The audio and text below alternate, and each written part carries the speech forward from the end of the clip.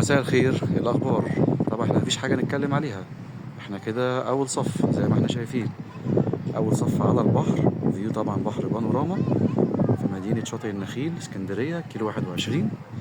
اتفرج على شقه 3 غرف نوم 2 حمام في برج جديد.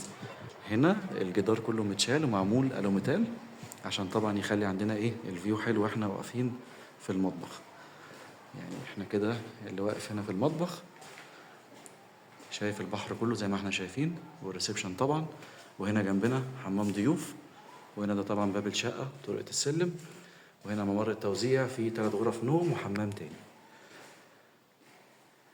شقة مسجلة في الجمعية، دور تامن مش أخير، في برج جديد، في أسانسير، في حارس عقار، عداد كهرباء.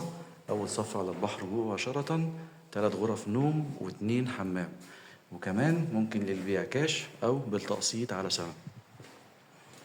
طبعا ده حمام الضيوف، وهنا المطبخ رخامته كبيرة. شقة مش محتاجة أي كلام. قيمة قصاد سعر.